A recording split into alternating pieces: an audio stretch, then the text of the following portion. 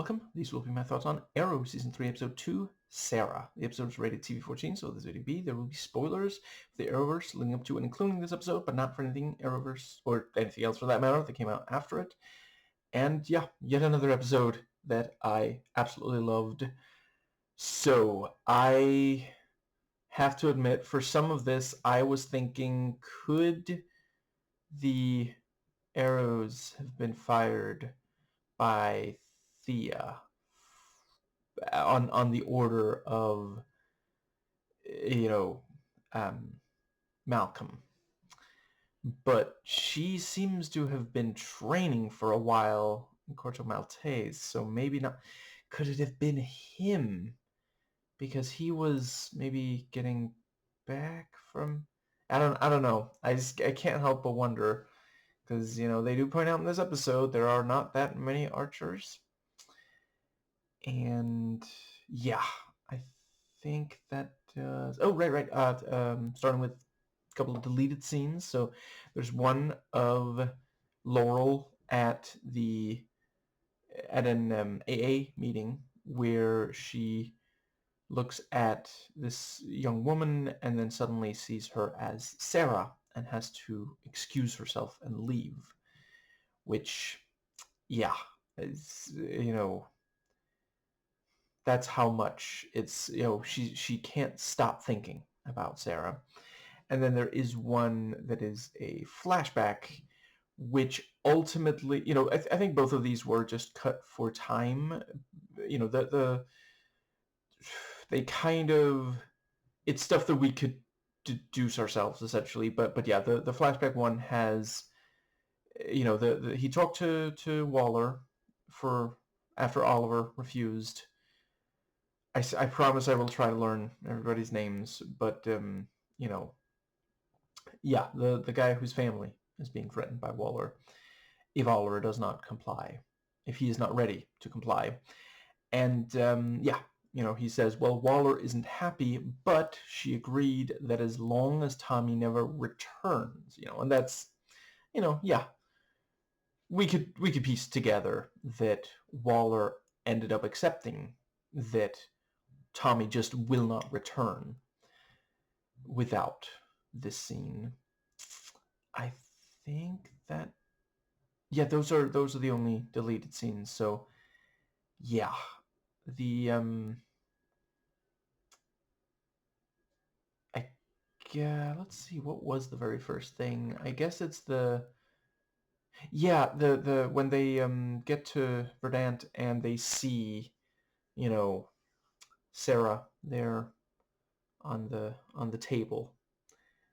And yeah, it makes a lot of sense. Like Laurel, like, yeah, really, what else was she supposed to do? And I thought this episode did a really solid job of showing, like, everybody grieving in different ways. Laurel becomes determined for revenge.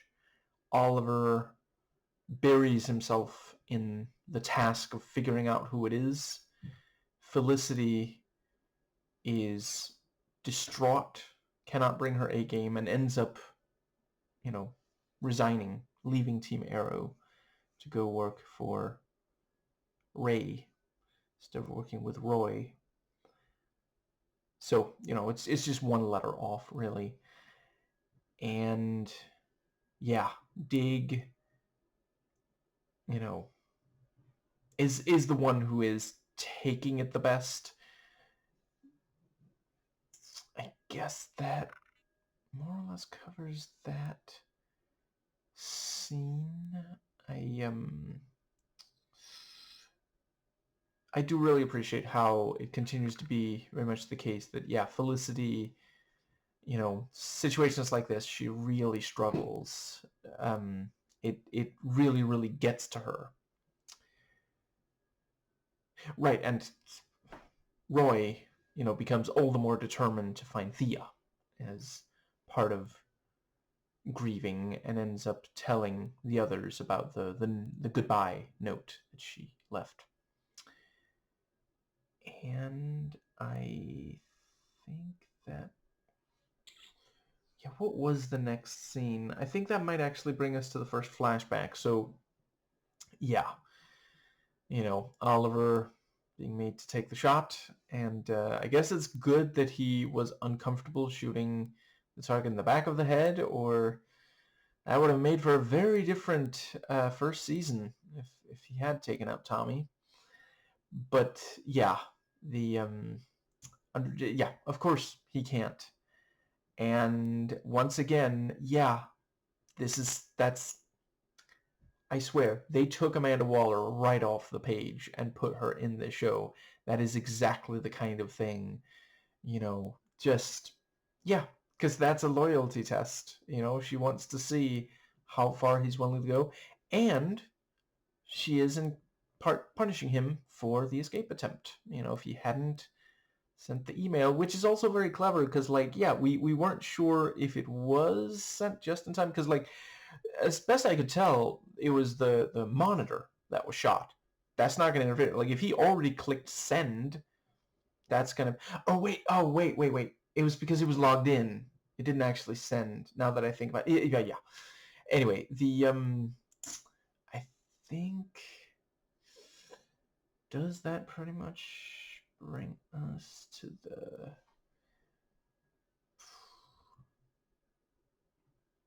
I'm struggling to recall exactly what's next, but let's go with Arrow on the roof looking over the tracks, trying to find a lead, thinking, how does Barry do this? And yeah, genuinely clever because, like, he's an archer too, so he is, figuring out where the, where the archer stood, and yeah. I am really gonna miss Sarah. I don't know. I mean, I guess it's not impossible. I've seen comic book characters come back from worse, but I genuinely, I'm not entirely sure. It's just I can't help but wonder. Consider, I already mentioned my video on the episode before this one of Arrow of League of Assassins and the Lazarus Pit. I don't know, but but yeah, Dig talking to him and saying, I understand, and Oliver saying, if I grieve, then it all falls apart, and yeah, I have a complicated relationship with, various power structures, being far left, as far left as I am, but I am willing to acknowledge, it can be really difficult to be a leader. And it can also be really difficult to be Alita. We're never going to get that second movie, are we? And I guess... I feel like there's at least one thing I am missing. Maybe this was around when Felicity, like, leaves to talk to... Let's go. Oh, right. There's now I remember. There's an action scene around here of, we see LaCroix. I don't know, an ex, I guess he's French.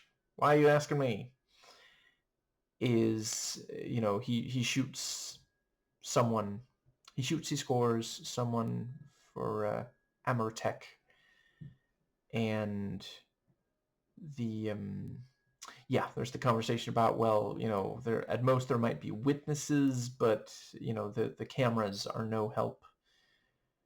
And yeah, Felicity goes to talk to Ray, and yeah, I really appreciate, again, like, they do some comic relief with her character, but sometimes it is also like, yeah, she's making perfect sense. Like, this is the kind of thing where if, like, it was meant to be really misogynistic and make us laugh at her, like, there's perhaps some laughter, but it's, I don't know, I continue to be impressed by how well, like, I would not be able to be that composed under such circumstances. But, yeah, she there's no, like, she's not being irrational. She's laying it out and explaining it, and it is kind of funny, after all that, he just goes, hi, I'll be right back, and then have a conversation. And yeah, there's that thing about like, most women would be,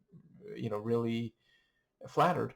Well, in case you didn't notice, and yeah, it is really great when a member of a minority stands up for themselves and says, whatever stereotype you think, that's not me. And yeah, I don't know. I could be wrong, but it did register to me as if he does care about her, like the way he, because like it's one thing that he wants her to work for him, but yeah, when he starts talking about like, what is it that's really bothering you, and I hope it works out. I'm genuinely sorry, and yeah, and I guess that does. Yeah, and he's changing the office. It's yeah, for a little while now they've been very unfortunate with other people running QC and changing things and such. And I guess that does bring us to, so yeah, they're able to find out, who it is, and find the next target. And very clever, this thing of like, there's a lot of people using their phones, and she's like, yeah, but he's calling Quebec though. And yeah, that classic thing, very very Batman-esque, of using cell phone at the very least in the post 9/11 landscape. Yeah, that is still something that makes me uncomfortable, but I do appreciate,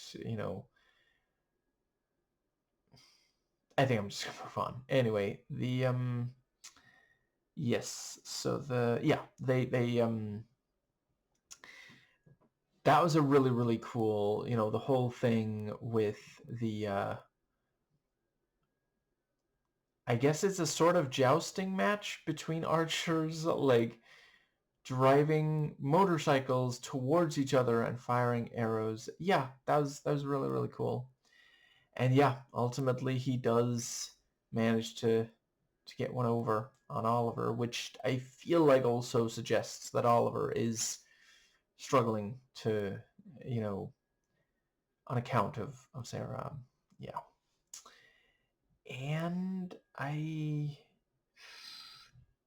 yeah, I quite like the, that Laurel watches the fight with, and afterwards is like, you didn't get him last time.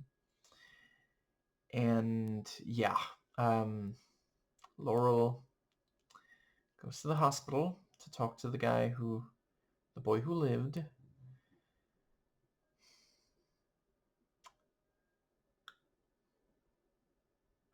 I have now seen several really excellent videos here on YouTube talking about a certain very litigious person that I may or may not have just referenced appearing in the Epstein files. And yeah, I don't know. I recommend, I think, have I by now recommended each of them separately? I forget, but certainly, yeah, one of the very best. I'm struggling to recall. I believe it was made by Essence of Thought, I believe. And just in case, like, if she was not the one, then check out another video of hers. I have yet to find one that is less than amazing. Although they are, of course, a number of them, be prepared for, like, she discusses really messed up topics, but it's extremely important work. Now, I think that does bring us, but yeah, so, Laurel, once again, perhaps spiraling. She goes up and she throws her weight around both the DA's office and, well, my father's the captain, and yeah. And he finds out and is not happy about this, yeah. And the guy does not immediately answer the question, so she tortures him, which is, yeah, ultimately he dies before he can tell anyone, but her father and those cops do now know that, or I guess maybe not the cops. The cops may have just called him. I'm not certain if he did tell them that she shouldn't be in there, but, he knows that she was there without having consent by the DA. And, yeah, that's the thing. She said, you can call my father, which, yeah, I mean, I don't know. I don't get the sense that Quentin is like the kind of person where if you, yeah, because these are the rules. This is the law. He's a cop, and he's, this mythical American cop who's not terrible, a cab, and yeah, so he checked. He didn't just take her word for it, because sometimes she lies, including to him, and he's worried about her. So yeah, that's so he knows, and she did do it, which, like, the fact that she basically got away with it might mean she might do it again. That is sometimes what happens when someone crosses a line and there are no consequences. You know, for example, that explains basically Donald Trump's entire adult life. And the yeah, she does get the information, and then he's finished off with an arrow. And I liked Quentin pointing out, someone just got shot right in front of you. I hope you're not fine. Because, like, that's kind of worse. That would imply you have zero empathy. That's yeah. I just want there to be an outtake where she goes, okay, I'm not fine. I thought it was really cool seeing him die like that. And I guess that does. I think that's when Roy tells Felicity about the note. And that was also such great, he's at the computer and she's like, she lays out why it's so advanced. I also really liked earlier when she said, do you even know? And then she, or not explains, but she uses some words. And then he's like, no, but only because you weren't speaking English just now. And yeah, she's like, this is such an advanced, you better not be using it to tweet. And he makes the rookie mistake of using a piece of technology without knowing how to cover his tracks. So she just walks around and immediately sees Thea on the screen. And he's just standing there like, I don't know how to make go away. And I think yeah. And she points out Oliver needs to see this note, and he insists that he'll be punished, and he blames himself for it, which they're continuing to really, I don't know. I try not to say in every single episode, but they really do get these characters. Like, that's every every scene of Roy tells me, yes, this is exactly how he would react in this circumstance, because yeah. And I think that does bring us to let's see. Yeah, so that's when they find out that the last, or the next target at least, is going to be at Ray's. And yeah, very, very nicely done, because, like, immediately I'm thinking that's really going to complicate matters if they have to deal with all these people. It's really good that by now people think of Green Arrow as a good guy. Otherwise, that could be real. As soon as they see him, they're like, okay, we might be okay because he's here to save us. If he was still being seen as like, imagine if like a bunch of people in that room all drew guns on both of them, that could really be an issue. But that's them. That's the writers using the altered status quo to their advantage. I feel like there's at least one thing missing. Maybe this is around the placement in the episode for the yeah. So we have Tommy on phone with Malcolm, and yeah, back when their relationship was very testy, and yeah, he's like, you're really gonna yell at me over trying to find my lifelong best friend, while you're, having sex with a Pilates instructor. And yeah, he gets syringed, and if that was a hot needle, he could get syringe singed, and he comes to, and so technically this is not the first time we see it on the show, but chronologically, I guess this is the first time that Oliver pulls this trick. So when he, because it's somewhat similar to the way that he got, I'm afraid I still forget her name, but his mom to stop, yeah, the thing about like when he has Dig dress up as Arrow, and they're both in chairs, Oliver and his mom, and Dig hits Oliver to get her to lay off. That was, or was it for information? Ah, crap. I'm struggling to completely recall, but there was, no, yeah. It's for the, anyway, moving on. The, yeah, and it is genuinely clever, this thing of like, oh, you're going to make me very rich, and Oliver is rotting at the bottom of the sea, which does mean that he genuinely wasn't sure he'd ever make it back, because like that's something pretty significant, and it's at the same time, it's, I buy that Tommy still accepted that he was back, because it's like, oh, I guess that guy was lying to me, which is also because like if he wanted to demoralize him, and maybe like, I don't know, maybe to Tommy it's like maybe he did have Oliver at least for a while, and he wanted me to think that Oliver was dead so that he could get money for him from his mom or sister maybe, or something.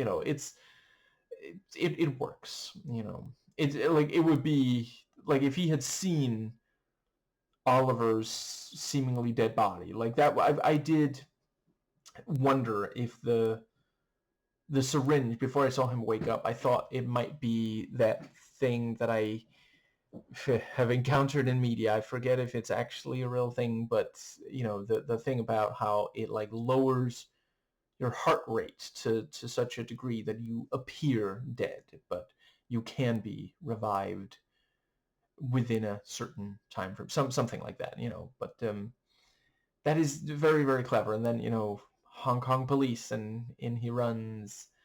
Yeah, of course Tommy's gonna go back, and he's gonna stop looking for Oliver. So yeah, very nicely done on that. Yeah, I think that does bring us to the action climax. So yeah, you know, I did also really appreciate Ray talking about philanthropy, and half. That is pretty substantial. So I hope that he is going to turn out to be a good guy instead of like, well, I guess in some ways Nicholas Blood did redeem himself eventually. And but yeah, LaCroix shows up tasteless as ever. So I hear. I haven't actually tried it, but it's apparently a very popular joke, or was a while back. But the I don't know. I just mean he could have dressed for the occasion. That's all. I know technically he did, and yeah, he tries to take him out, and the his arrow is stopped by the other arrows. Red means stop firing arrows at rich people, and green means it's go time, let's fight. That was really, really cool, seeing both of them fight him, and him actually managing to hold them off. But he makes a run for it, but they didn't take him out even 2-on-1. That was very, very cool. And I quite liked Oliver forgiving the note being hidden. And yeah, let's see. That does bring us to yeah. He does the move of swinging between windows, and personally I prefer Alt Tab, but Oliver does have a sense of showmanship to it. And yeah, genuinely tense as the little bit of cat and mouse there near the end, and he does manage to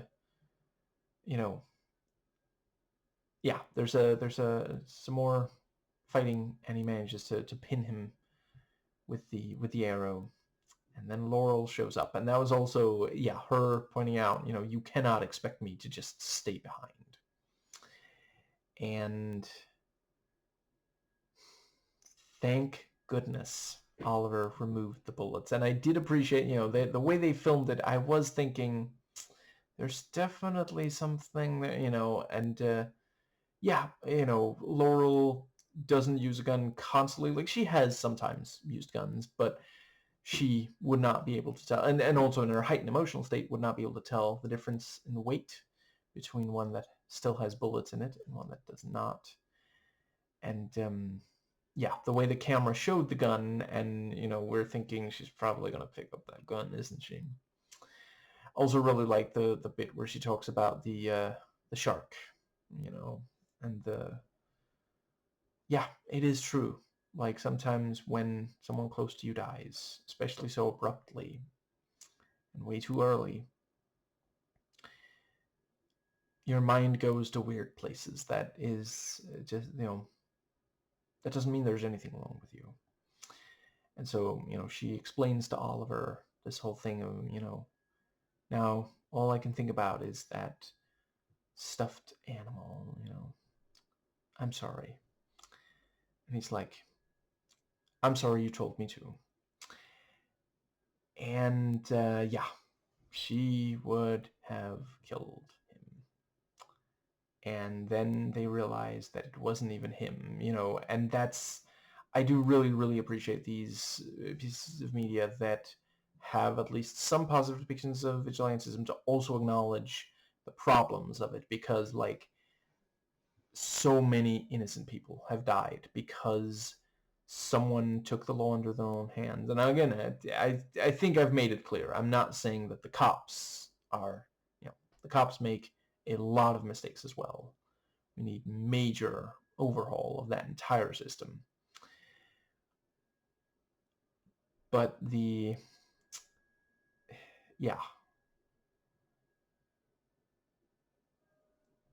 is a fact that a number of people who carried out vigilantism ended up killing someone who was completely innocent. And I really appreciated that he didn't just say, don't do it. He explained, I've been there. I know what this feels like. Please listen to my experience, And I guess that does... Yeah, so we get to the burial, and another, invocation of Felicity being Jewish, and throwing a little bit of dirt on top. And Oliver does the same, And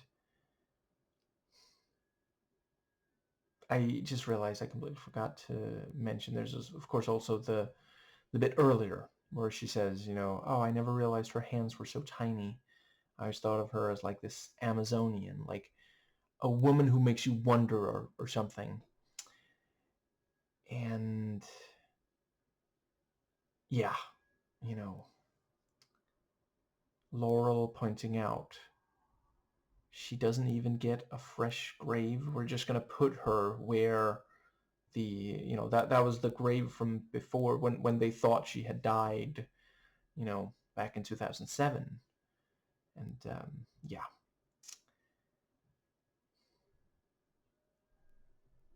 I think that does... Right, I really appreciated the thing about, she's not going to be forgotten. Lila and I are naming our daughter Sara. I just want there to be an outtake where Laurel goes, I thought we agreed you were naming her Laurel, but okay. But no, that is genuinely really, really sweet. And yeah, like Dig does owe a lot to Sara, so... And I guess that does... I don't know yet.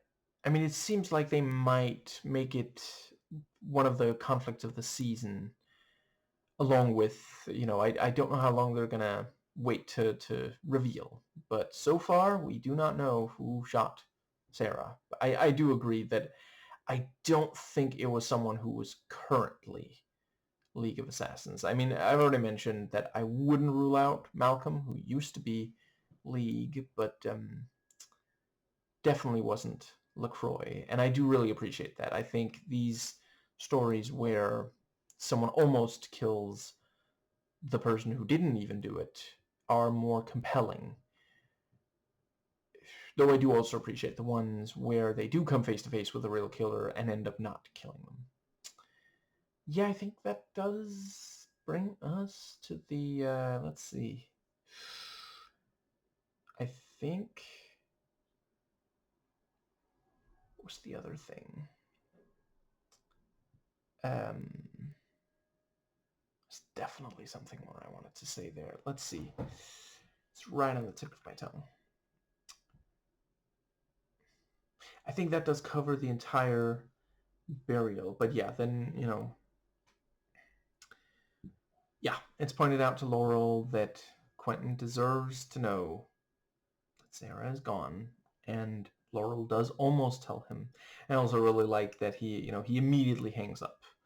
Like, I mean, he tells the person on the other end, listen, I'll have to call you back, but yeah, Laurel needs him right now. And he forgives her for lying, but she does not tell him about Sara. And yeah, like he needs his pills, and she's really worried about him. Yeah, so that's yeah. Also really appreciated that the guy in the hospital knew his rights, and that is sometimes a problem for lawyers. And I guess that does pretty much...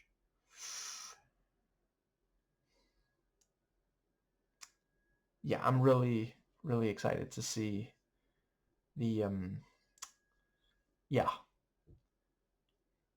more of the new Thea Queen, the one who calls Malcolm Dad, and smiles at being complimented over being good at violence. And that was also, as soon as I saw, someone practicing the, in part it was also because I could see just enough of, her frame, I think is the appropriate term. She is, yeah, like it couldn't have been Malcolm, and he's really the only other person that, because this is just how he trained himself. back in season 1 like this. So now he's training her like that, and she is really kicking ass. Like, she held her own against 2 opponents. And yeah, I am scared and excited to see more of this Thea, and I do think she is going to be a force to be reckoned with. She's been training for 5 months. That's, yeah, like, she could really be, and she could be very, very impressive, even outside of, like, at the end of the day, these others are not, like, trying to kill her or something. She could be really impressive outside of the training context. She might not be good. I'm a little bit worried how much of an influence he's on her, because I think it might be a bad one. What was the other thing that I wanted to say about that? Yeah, I continue to really appreciate how they evolve these characters. Like, she's so complete. She already went through a lot of changes over the first 2 seasons, and this is completely different. Like, I would not have guessed this from, earlier, yeah. Other than maybe, the very end of season 2. Obviously, this is following up on that, but not in a bad way. Not in a, yeah. And Laurel, she found the stuffed animal, and she's looking at the jacket that Sara wore. And I am not entirely sure yet if this is a I really miss that person kind of face, or if it is I should pick up where they left off kind of face, because I would obviously not exactly mind seeing her take up the mantle, but I don't think she's in the right mind state for it right now.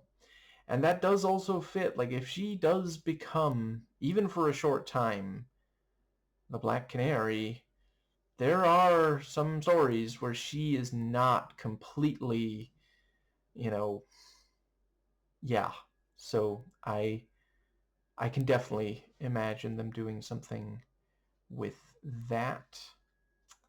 I guess that pretty much covers. I feel like there's at least one more thing I really wanted to say. I mean, other than the fact that in IMDb trivia, as usual, recommended to read, there's a bit where one person thought that, Felicity saying there's been a death in the family was a reference to the famous Batman story, and someone else editorialized and said, yeah, it's also just a phrase that predates comic books.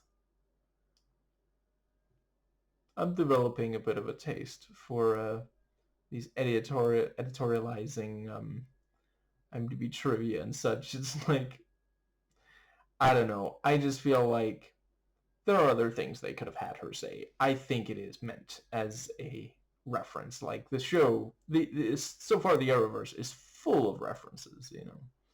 This episode itself has, reference to Wonder Woman. So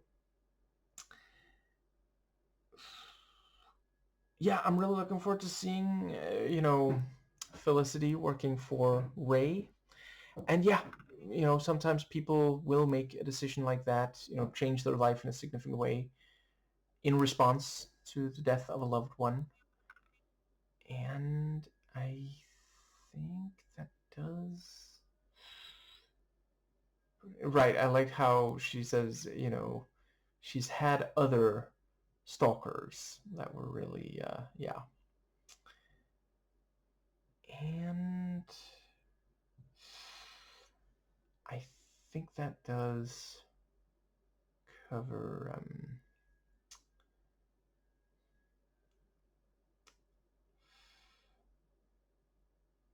right, also really great job on Tommy sounding like,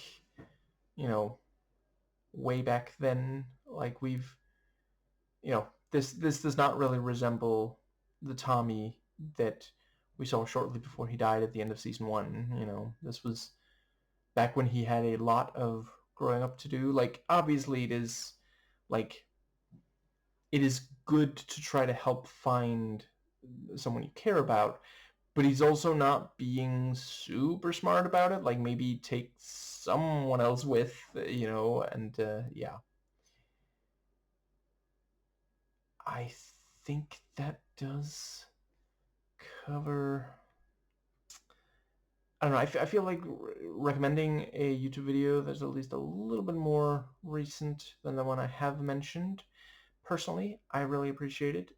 Ole Pop talking about, I believe the title was Why We Love to Hate Carrie Bradshaw. Really excellent video. It's been a long time since I watched Sex and the City, but it was nice to hear some, like, Ole continues to deliver really, really solid analysis of that show and others. I think that might... Right, I think I started to say earlier in this video and then I forgot to finish my thought. I can imagine they will have some episodes where there is this push-pull between, you know, is Dig gonna be Team Arrow member or is he gonna be with his family? Because, like, newborn, that is, like, you know, if you're in any kind of position to please spend time with your newborn, you know, don't, you know, if you are, you know, if you're helping raise a newborn, you know, don't let it just be the mother. You know, she's already gone through so much, and there's going to be so much of it that you can't do for her that you can at most, like, help out with. So, yeah. I guess that does pretty much cover the, yeah, I just realized there was also the part where Oliver got a little bit of information out of the squatter. He did tell him more than squat, and it was kind of funny when he's trying to run away or climb away, I guess, and just, like, jumps onto the, you know, he, like, holds onto the beam, and Oliver just gives him, like, a couple of seconds before getting him off that thing. I'm pretty sure that it was, like, the stomach he punched him in. I hope that he was not aiming as, yeah, that he didn't go for the very delicate area. That seems, yeah. But I don't know, part of me does hope that there, you know, there's an outtake of him not getting the information and being like, maybe when I aimed for your gut, I was aiming high.